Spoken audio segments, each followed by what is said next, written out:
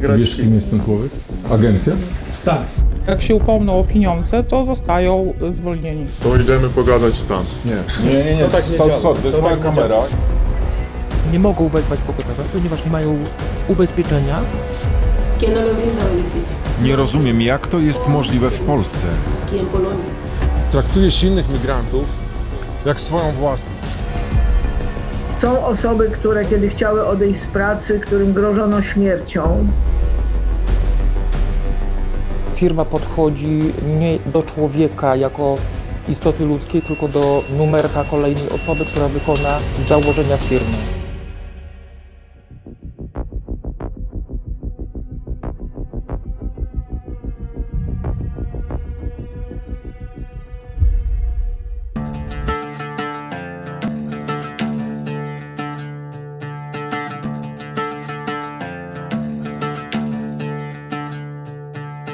Nazywam się Piotr Czaban i witam Was na kanale Czaban robi raban. Miałem opowiadać o muzyce i przyrodzie. Jednak od 2021 roku informuję głównie o kryzysie humanitarnym, który nadal trwa. I dzieje się tu, gdzie mieszkam, czyli na Podlasiu, na pograniczu polsko-białoruskim. Czasami poruszam też inne, ważne dla mnie tematy. Wszystkie moje publikacje powstają dzięki wsparciu patronów na portalu patronite.pl/Czaban robi raban. Jeżeli uważasz, że to co robię jest ważne, dołącz do tego grona. Z kolei stawiając mi wirtualną kawę na portalach Subpi i Buy Coffee, stawiasz na niezależne dziennikarstwo. Zostaw komentarz, zasubskrybuj ten kanał, włącz powiadomienia.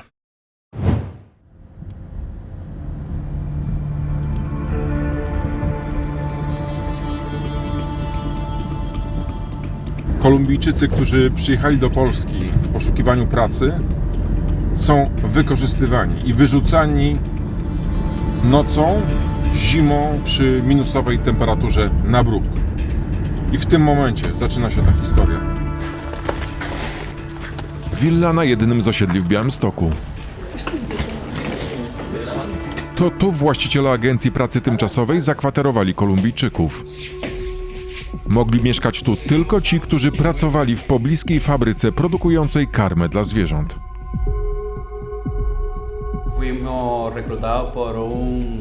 Zrekrutował nas człowiek, który przedstawia się jako Luciano.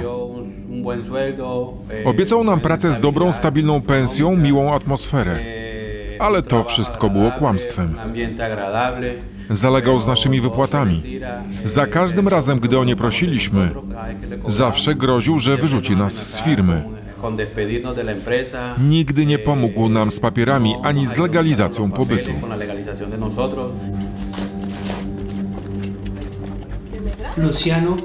Luciano to człowiek bez skrupułów. Źle traktuje migrantów, okrada ich z pensji, nie płaci na czas i stawia warunki, ale tylko takie, które są korzystne dla niego. W tym domu mieszkaliśmy w ponad 20 osób. Jest tu tylko jedna kuchnia i 2 łazienki. Warunki są złe. Wiele osób nie miało łóżek. Spaliśmy na rozkładanych sofach. Musieliśmy prosić o pozwolenie na włączenie podgrzewacza wody. Za wszystko karano nas grzywną. Zabierano nam pieniądze z wypłaty. Kolumbijczyków zatrudniła agencja z Poznania. Została założona w 2024 roku przez Ukraińców. W dokumentach Krajowego Rejestru Sądowego agencję reprezentują 2 osoby. Ilja i Olena. Nie ma tam informacji o człowieku przedstawiającym się jako Luciano, a to on bezpośrednio nadzoruje zatrudnianych Kolumbijczyków. Zwalniają nas tylko dlatego, że upomnieliśmy się o nasze zaległe pensje. Miały być wypłacane 20 dnia każdego miesiąca, a teraz jest już 25 dzień, a my wciąż nie mamy pieniędzy na kontach. O swoich problemach Kolumbijczycy opowiedzieli przełożonym w fabryce, w której pracowali. Ci o sprawie powiadomili agencję, a ta zemściła się na sygnalistach. To wiadomość, którą do Kolumbijczyków wysłał Luciano. Tych, którzy upominali się o zaległe pensje, nazwał idiotami i zapowiedział, że ich zwolni. Ostrzegł wszystkich przed wynoszeniem z agencji informacji o problemach. Poznaliśmy się w pracy, oni sami przyszli do nas z problemem. Po prostu prosili nas o pomoc, żeby otrzymać jakieś pieniądze albo porozmawiać z tym koordynatorem, więc sami przyszli do nas po pomoc. O sprawie poinformowały mnie Polki zatrudnione bezpośrednio w fabryce, a nie przez agencję. Ze względu na swoje bezpieczeństwo chcą zachować anonimowość. Pracowało się z nimi świetnie, wręcz uwielbiałyśmy z nimi pracować. Jako osoby prywatne też są bardzo dobrymi i fajnymi ludźmi. Osoby agencyjne pracowały po 12 godzin, więc zazębiało się pomiędzy kilkoma zmianami. 12 godzin dziennie. 12 godzin dziennie osoby z agencji pracowały na zakładzie, tak. Bardzo często wykonywały pracę od poniedziałku do piątku, czasami były to również soboty. Jeden z Kolumbijczyków przyszedł do mnie z prośbą o pomoc, bo właśnie koordynator nie wypłaca im pensji. Zgłaszałyśmy to dla szefostwa. Była rozmowa, z tego co wiem, koordynatora, no ale to nie dało efektów. Przyszli, powiedzieli, że koordynator nie wypłaca im pieniędzy, potrąca im kary za na przykład słuchanie muzyki w pracy, gdzie u nas główny dyrektor zezwolił na to. Odbierał pieniądze, to było po 200 zł od jednej osoby. 200 zł za co? Za kary, czyli za słuchanie muzyki, za bałagan, bądź za dopytywanie się, kiedy wypłacić pieniądze. Po prostu jeżeli upomną się o pieniądze i to ja też im mówiłam, że to chodzi tylko i wyłącznie o to, że jak się upomną o pieniądze, to zostają zwolnieni przez koordynatora.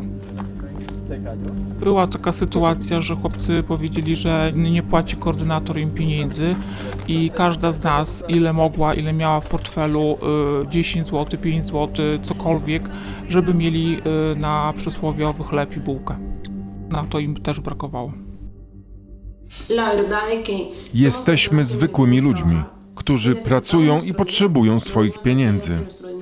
Nie przyjechaliśmy tu po to, żeby nasze pieniądze zostawały u innych. Przyjechaliśmy, żeby pracować i zarabiać na swoje życie, a nie tylko po to, by inni czuli się dobrze i mogli nas wykorzystywać. Brak wypłat nie był jedynym problemem Kolumbijczyków. Pewnego dnia do pracy nie przyszła jedna z dziewczyn, więc zapytałam się jednego z Kolumbijczyków, dlaczego nie jest obecna. Dowiedziałam się, że zemdlała na mieszkaniu. Zapytałam się, czy zostało wezwane pogotowie. Powiedział mi, że nie mogą wezwać pogotowia, ponieważ nie mają ubezpieczenia, więc nie mają możliwości wezwania lekarza. Musiałam skorzystać z prywatnej wizyty lekarskiej, ponieważ podczas pracy dla agencji poczułam bardzo silny ból. Prosiłam Luciano o ubezpieczenie medyczne. Zawsze odpowiadał, że je opłaca. Okazało się jednak, że nigdy tego nie zrobił. Byliśmy tutaj bez ubezpieczenia medycznego.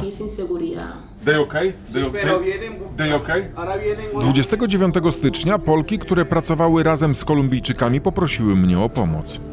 Luciano postanowił pozbyć się cudzoziemców z mieszkania, tylko za to, że upominali się o zaległe wypłaty. Tego dnia odczuwalna temperatura w Białymstoku wynosiła kilkanaście stopni poniżej zera. Kolumbijczycy nie mieli dachu nad głową. Do swojej noclegowni zgodziła się ich przyjąć Fundacja Dialog, do której miałem ich przewieźć. Do auta mogło wsiąść 7 pasażerów.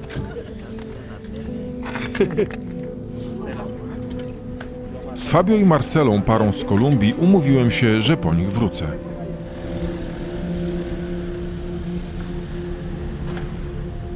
Have you money to eat something? Eat? No speak, no English, yes? No inglés. Solo español. Español, okay. My sister, she's Español. She's in Mexico. ¿2 horas o no? ¿Cómo? Es que estoy llegando a mi trabajo. Trabajo en México, en TEC de Monterrey, no sé si se ubican. Okej. Piotrek, mogę z nimi pogadać za 2 godziny? Bo zaczynam lekcję za chwilę. A, dobra, okej, dobra. W noclegowni Kolumbijczycy wypełnili ankietę przygotowaną przez Fundację La Strada, która zwalcza handel ludźmi i niewolnictwo. Problem polega na tym, że te aktualne przypadki handlu ludźmi do pracy przymusowej, one nie wyglądają tak brutalnie, jak sobie handel ludźmi można wyobrazić, oglądając Uprowadzoną.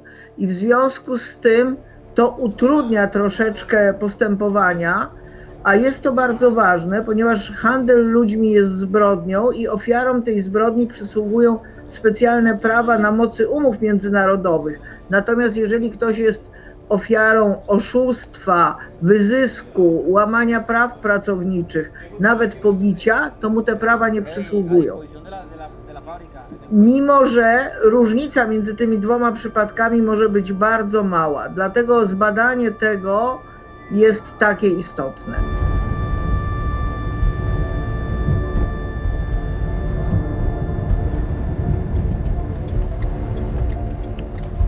Tymczasem wróciłem po Fabio i Marcelę, którzy prosili mnie o pomoc.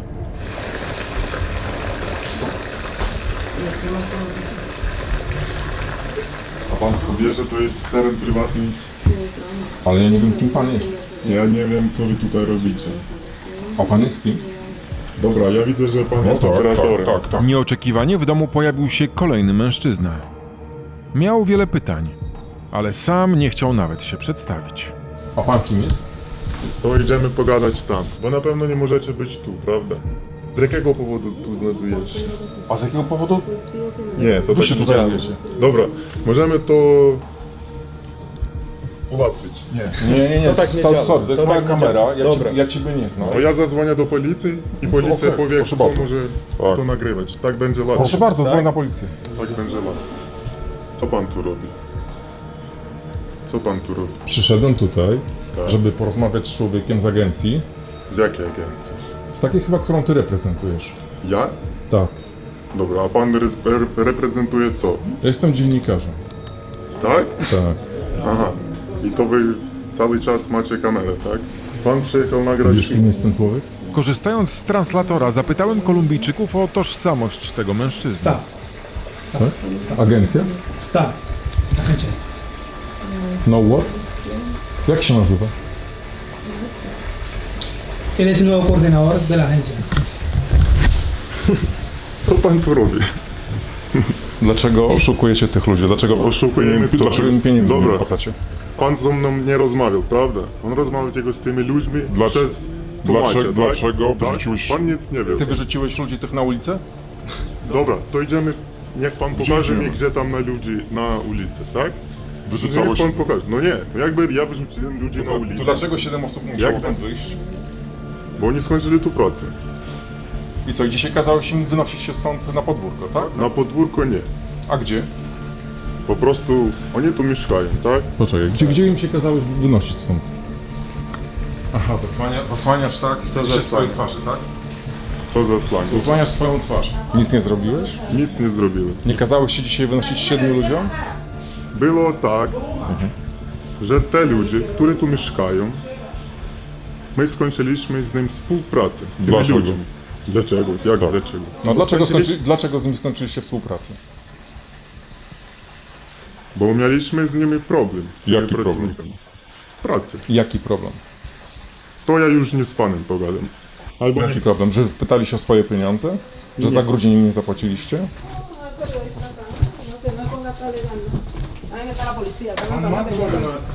Ya, no ponga a competir con el coordinador. So, let's go. Ya hicimos la denuncia. Espero que Fabio podziękował mi za interwencję i za wysłuchanie ich historii. Sprawa jednak na tym się nie kończyła. Agencja wciąż była winna im wypłatę zaległych pensji. Dlatego Fabio z Marcelą przed opuszczeniem domu postanowili upomnieć się o swoje pieniądze. Dzień dobry. Don't worry. I will call police. I will call police, okay? I'm worried about you. Martwię się o was i nie ufam temu człowiekowi. Wiem, że będziecie mieli problemy przez to, że tutaj jestem. Nie bój się. Nie pozwolę was skrzywdzić. To ja płacę. No i ci Меня уже снимают, меня напрягает, что он меня снимает. это правда. Ellos sí como acaban de decir, ellos fueron de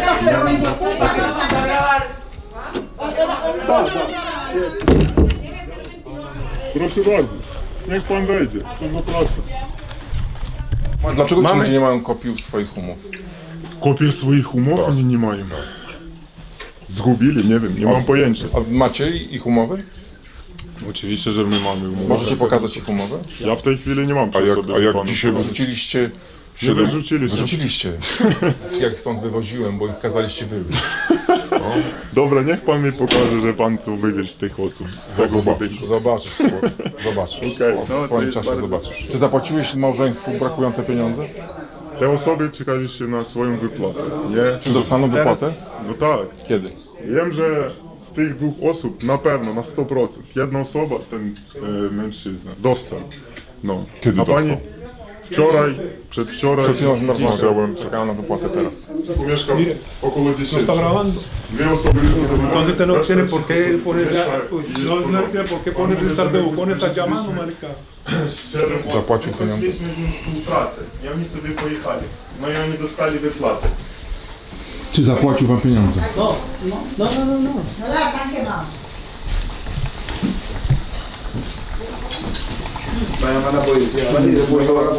Dzień dobry, z tej strony Piotr Czaban, ja jestem dziennikarzem.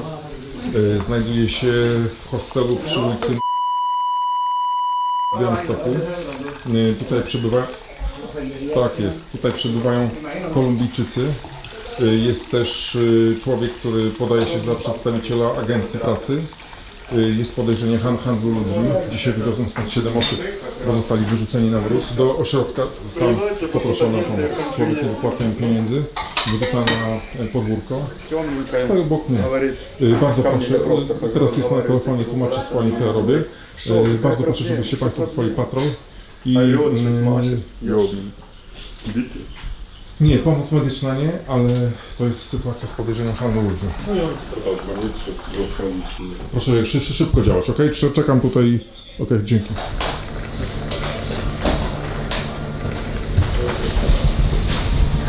W policji просто ходит за мной, снимает, что я с тобой рассказал.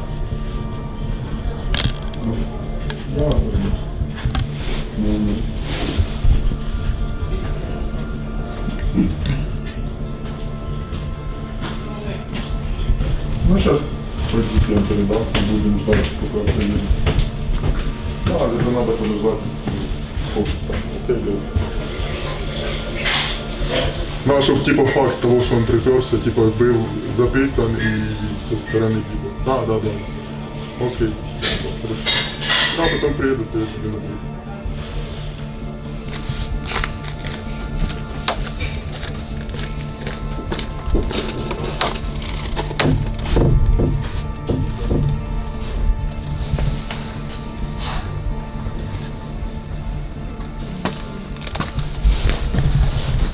Czy to ty odpowiadasz za podpisywane umowy z nimi?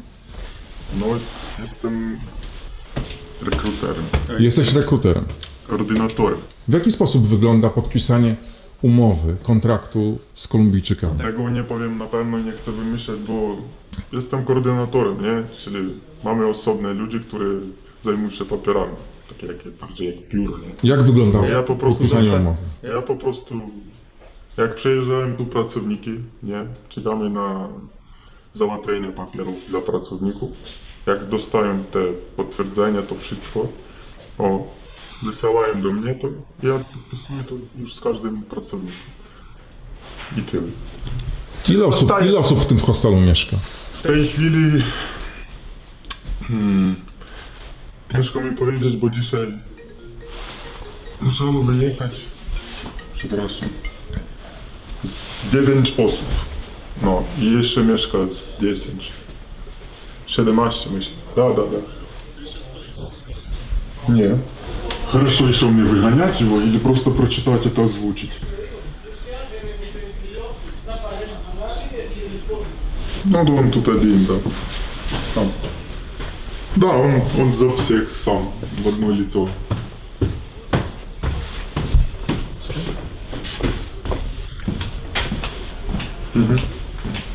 Окей. Okej, no Murat, policja to 997?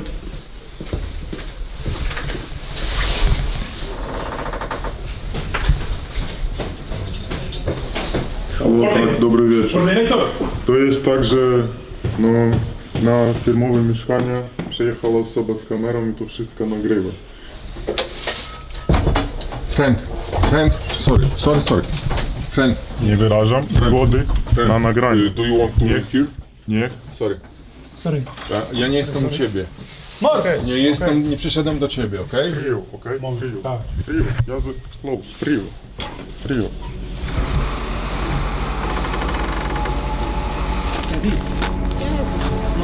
W tym samym czasie, gdy agencja jednych Kolumbijczyków wyrzucała z domu, na ich miejsce sprowadzała następnych. Hola. Hey, don't worry, friend, okay? Amigo. Hay que estar mentir, marica.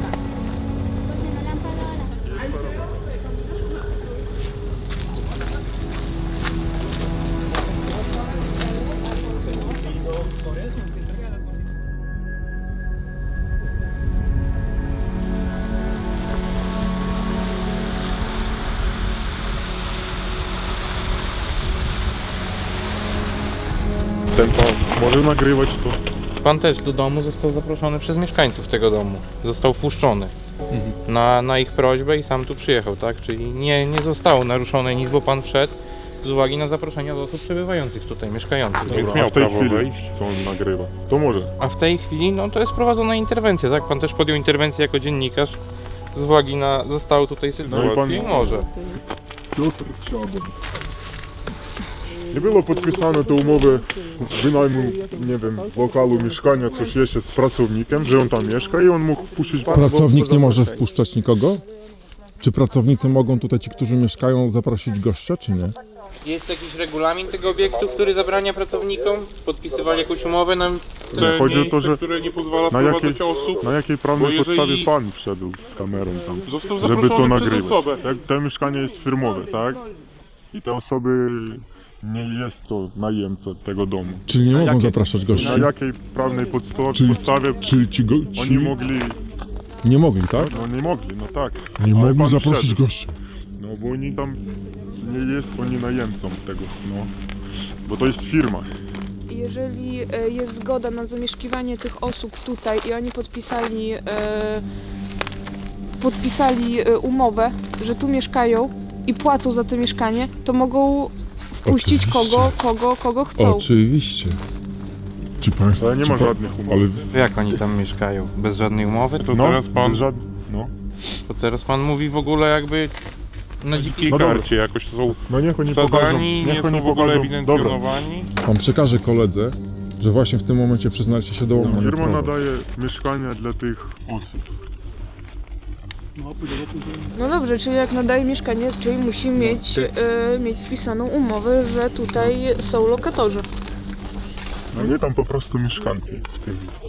No ale umowa jest, bo potrzebna umowa. Jest umowa spisana?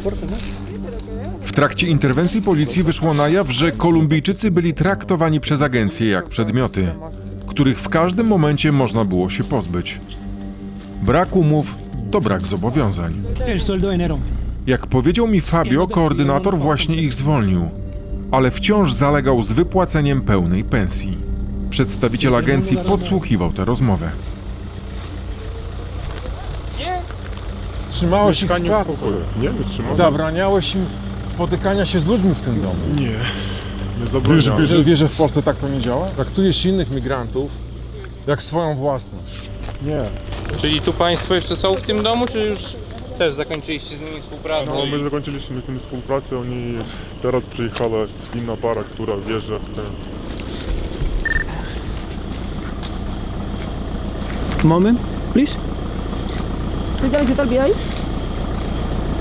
Że mógłby pan przekazać. No to komu te klucze? To mnie, dawaj.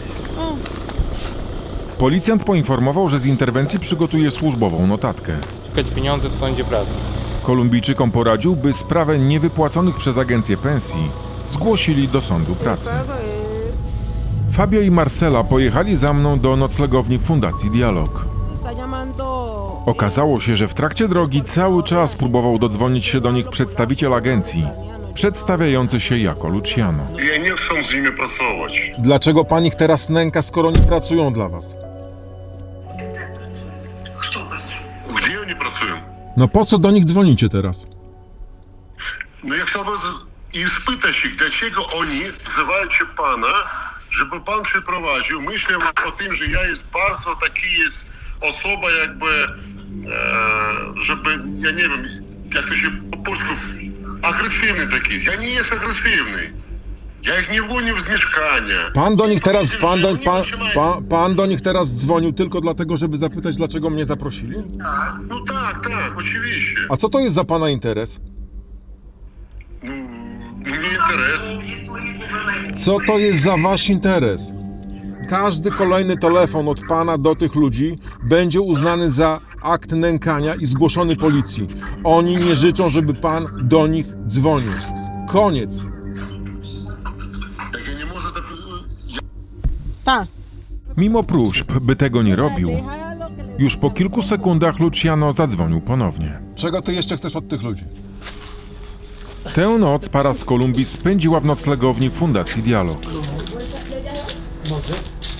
Jeżeli chodzi o tą agencję, no to może im to przejść po prostu gładko, a ludzie jak byli poszkodowani, tak będą poszkodowani. Ja sobie nie wyobrażam tego, żeby ktoś mógł w taki sposób postępować w stosunku człowiek do człowieka. Panie, tak pracujące obok Kolumbijczyków, widzicie ten problem, a szef tego nie widzi. Przecież to szef powinien poinformować policję. Dla nas, jako osób pracujących, to jest nie do pomyślenia, tak naprawdę, powiem szczerze, ponieważ wielokrotnie wysyłałam osoby do wyższej instancji naszej firmy, ale niestety nie było odzewu z ich strony. Jak pani sądzi, dlaczego? Nie jestem w stanie odpowiedzieć, to już musieliby oni odpowiedzieć, dlaczego bagatelizowali sytuację ludzi pracujących u nas. Z tym pytaniem udałem się do fabryki, w której pracowali Kolumbijczycy. Dzień dobry, nazywam się Piotr Czapan i chciałem porozmawiać z dyrekcją. To pan redaktor w sprawie pracowników z Kolumbii. Ja odpowiadam za dział kart, także za moment... Pani odpowiada za dział kart. Dokładnie, więc przekażę... Pani wie o tym, że ci Kolumbijczycy byli państwo wykorzystywani przez agencję? Nie wiem, natomiast z przyjemnością pan z panem porozmawiam i przekażę panu kontakt. Ale ja wiem, że państwo wiecie, bo...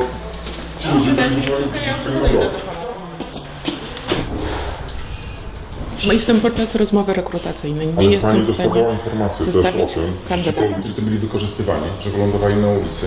Drogi panie, wyłącz pan kamerę. Nie, proszę pana. Przykro mi, Ale proszę powiedzieć, zadzwonić. wie pani, że ja musiałem tych ludzi szukać im noclegu i pomocy, a państwo mieliście informację, nic nie zrobiliście? Wciąż czekałem na spotkanie z dyrekcją fabryki. Liczyłem, że dowiem się, dlaczego nikt poza szeregowymi pracownikami nie interesował się losem wyzyskiwanych Kolumbijczyków. Czy fabryka nadal zamierza współpracować z agencją, która nie rozlicza się uczciwie z cudzoziemcami? Pracowałem 7 lat w Londynie, to tam jeszcze pracowałem bezpośrednio, nie? W międzyczasie usłyszałem historię mężczyzny, który temat wykorzystywania migrantów zna z własnego doświadczenia, z czasów, gdy pracował w Anglii. Później jak się przeniosłem do Hull, tam na północ, no to tam już były polskie agencje. Polacy byli uczciwi? Różnie bywało, różnie, naprawdę. Pani... Zeszła do mnie przedstawicielka dyrekcji. Piotr Czaban, jestem dziennikarzem. Redakcji Czaban. Trafił pan w złym momencie, nie przyjmiemy pana z tego względu, że mamy jakby nowy produkt. Ja to rozumiem. Tak. Ale o wykorzystywaniu Kolumbijczyków w państwa pracy państwo byliście informowani. To nie są ludzie, którzy są przez agencję zatrudnieni, to są ludzie, którzy są przez to może agencję. trzeba do agencji się zgłosić, a nie do nas. Jeżeli agencja wyzyskuje ludzi i ci wyzyskiwani ludzie mówią państwu w pracy, gdzie pracują, że nie dostają pensji na czas, że nie mają ubezpieczenia zdrowotnego. Ale to jest wszystko chyba po stronie... Czekaliśmy, co państwo zrobiliście w tym temacie. Ja nie udzielę panu informacji, bo mówi, nie jestem upoważniona. Zaraz zobaczę, czy o której to ewentualnie się ta sytuacja zakończy i kto jakby do biura już. Bardzo proszę. No co, rozmawialiśmy tutaj. Jeżeli chodzi o jakiekolwiek zatrudnianie pracowników, to my raczej tutaj nie stosujemy żadnych rzeczy nielegalnych, także... Ja nie mówię, że Państwo nie stosujecie rzeczy Więc tam mi Pan skończy. Także jest jedna rzecz. Jeżeli chcemy tutaj rozmawiać na jakiś temat, czy Pan mnie nagrywa? Tak, nagrywam. To ja nie chcę, żeby Pan mnie nagrywał, nie zezwalam na to. Proszę odpowiedzieć na pytanie. Co Państwo zrobiliście Czy w Pan sprawie... nie nagrywa? Tak, nagrywam To proszę wyłączyć. Nie mogę Panu odpowiedzieć, nie mam do tego uprawnień. Ktoś Panu nie pozwala? Nie, po prostu nie mam do tego upoważnienia, do tego, żeby udzielać wywiadów. Proszę opuścić zakład. Tak, wyjdę z tego zakładu. Dziękuję. Do widzenia Panu. Do widzenia. Dla wyższych instancji naszej firmy zależało tylko i wyłącznie na osobie, która wykona pewną czynność, a kto to wykona, dla nich to już nie było znaczenia większego. Jest mi bardzo przykro z tego powodu, że firma podchodzi nie do człowieka jako istoty ludzkiej, tylko do numerka kolejnej osoby, która wykona założenia firmy. Jest mi bardzo przykro z tego powodu.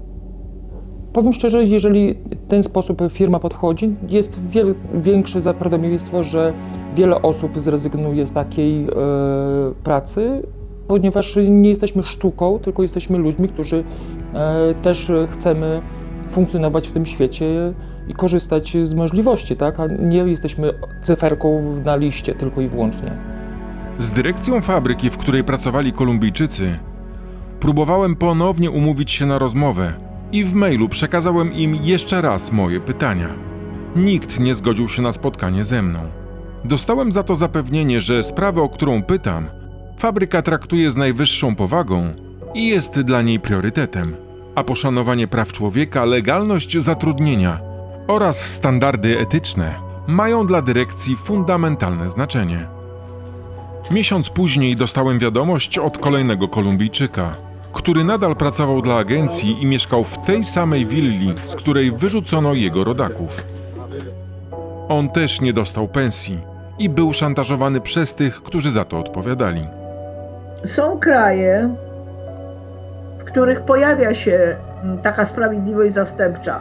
Opinia publiczna polska nie chce pamiętać tego, że pracodawca zabił pracownika, który przyszedł po zaległą wypłatę. Ale jeżeli przyjdzie ich 10, to już będzie troszeczkę trudniej, prawda? A jeżeli nie będą w tym skuteczni, a jakaś grupa, używając staroświeckiego określenia, osiłków z ich kraju powie im: dobra chłopaki, są wam winni 10 000, my po to pójdziemy i dostaniecie 6. No i tamci się zgodzą. I to będzie początek bardzo trudnej sytuacji, ponieważ przestępczość z Ameryki Łacińskiej nie jest łagodna. Obiecali nam marzenie, którego nie spełniliśmy. Jesteśmy zadłużeni. Sprzedaliśmy nawet samochody tylko po to, żeby móc przyjechać do Polski i zapewnić naszym rodzinom lepsze życie. Prawda jest taka, że nie udało nam się tego osiągnąć. Nie przewidzieliśmy, że obietnice, które nam składano, po prostu nie zostaną dotrzymane. Nie rozumiem, jak to jest możliwe w Polsce, gdzie przecież obowiązuje surowe prawo. A gdzie jest państwo w tym wszystkim? Gdzie są służby? Gdzie jest Państwowa Inspekcja Pracy, prokuratura? Sprawy się toczą, ale jest ich mało i toczą się powoli. Do nas dociera 200 do 300 osób rocznie. Są osoby, które kiedy chciały odejść z pracy, którym grożono śmiercią. Mamy takiego pana, którego straszono, że zostanie utopiony w jeziorze.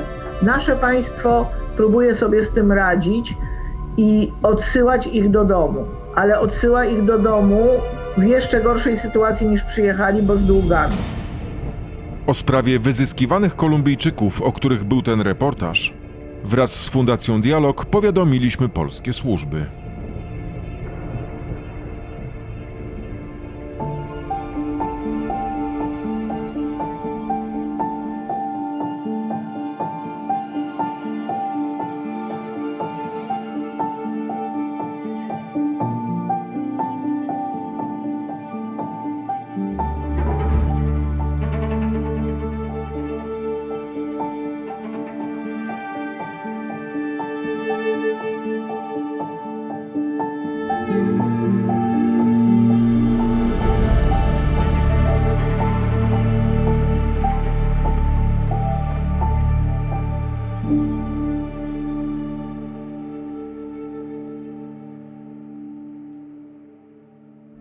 Programy takie jak ten mogę realizować dzięki wsparciu moich patronek i patronów.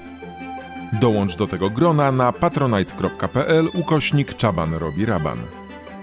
Ten kanał możesz wspierać na portalach subpi.pl i Buy Coffee. Szczegóły w opisie filmu. Honorowym patronem kanału Czaban robi raban jest Piotr Nagłowski. Emil Hakim Al-Sammarrai. Do grona moich patronów należą Johannes Bertman, Paulina Nowak, Aga Lys, Anna Korzeniewska, Jan Gryko, Juliusz Połatyński, Dariusz Piszewski, Mira Feder, Katarzyna Król, Barbara Majewska, Michał Wszołek, Jan Trammer, Kasia Kruszewska, Tomasz Urban, Agnieszka Łokaj, Anna Węgrowska, Monika Kozak-Czekanowska, Atchena Netch, Małgorzata Kasiak-Czechowska, Małgorzata Staszewska, Filip Wozowicz, Artur Borkowski, Michał Tomasik, Alena Rzepka, Magda Tracz, Małgosia, Simon Pantera, Elżbieta Golicyn, Sebastian Iwaniec, Magda Powalska, Marta Kilian, Teresa Seruga, Kasia Narkowicz, Hanna Zimińska, Bartosz Telenczuk, Maciej Wiszowaty, Małgorzata Helon, Beata Rowińska, Maria Roeskę, Nic Nieważne, Katarzyna Batko-Toluc, Robert Gola, Bartosz Wsuł, Zosia Kwiecień, Małgorzata Grzankowska, Grzegorz Zadrożny, Maciej Handzlewicz-Wacławek, Alan Matuszczak, Seweryn Bajko, Jolanta Tomczak, Jakub Bielikowski, Dzitka Halama, Natalia Nowacka, Katarzyna Klimczak-Pękosz, Katarzyna Kopiec, Aleksandra Szypowska, Hanna Olechnowicz, Eliza Olek-Szamelita, Małgorzata Majewska, Magda Zielińska, Ewa Schmidt-Mendoza, Jerzy Matejko, Paweł Jastrzębski, Patrycja Ślosarczyk-Zenker, Dariusz Szary, Daniel Żamojduk, Katarzyna Skakki, Staszek Wasilkowski, Sławek Stocki, Ania Ramut, Ewa Szymańska, Małgorzata Wróblewska, Anna Papież, Michał Grech, Miłosz Krawiecki, Piotr Matecki, Stanisław Choeft, Adam Szajna, Lesław Kostulski, Krzysztof Nowakowski, Michał Kulka-Kowalczyk, Iga Pękalak, Maciej Reputakowski-Madej, Aśka Plata, Kacper Gontar, Anna Machcewicz, Małgorzata Maj, Adam Karpiuk, Zofia Malcher, Jan Kaliszewski, Anna Guzek, Olga Hajda, Katarzyna Mitros, Krystyna Kilde, Małgorzata Szczecina, Weronika Szawara, Adam, Anna Domanowska, Jakub Górnicki, Iwanka Sudek, Katarzyna Szastok, Klara Półmrok, Julita Białobłocka, Gabriela Wiktorowicz, Karolina Kuzema, Barbara Joanna Mrozińska-Badura, Mateusz Wojak, Paweł Pacyński, Barbara Pomorska, Małgorzata Kłoszewska, Agnieszka Wrzaskowska, Majka Duczko, Beata Walatek, Wiesława Grecka, Paweł Smater, Janusz Bójko, Irena Myślecka, Urszula Keczma, Anna Langowska, Marek Durski, Tomasz Zduński, Andrzej Marszałek, Maciej Śliwa, Marzena Potepa, Jadwiga Jędryjas, Agnieszka Będkowska, Anna Pasikowska, Anita Poddębniak, Bożena Nowak, Ania Pieńkowska, Krzysztof Biniarz, Jolanta Malinowska, Krystyna Kozioł, Helena Szlezak, Jacek i Anna Czernuszenko, Maciej Żurek, Genowefa Nowak, Maria Szyszko, Hanna Kotowska, Dawid Weisbrot, Bogna Badowiec, Anna Mrowiec, Joanna Karbowska-Bebel, Marlena Fatyga, Basia Madej, Katarzyna Więciorek, Aleksandra Lipowska, Wawrzyniec Mąkinia, Marcin Pyrzyk, Ewa Tarasewicz, Bartosz Romanek, Agnieszka Grondas, Adhina Jędrzejczyk, Magdalena Babral, Basia Andrysiak, Paweł Podkościelny, Dariusz Grochal, Krystyna Ostrowska-Cichocka, Katarzyna Pasek, Agata Sulikowska-Dejena,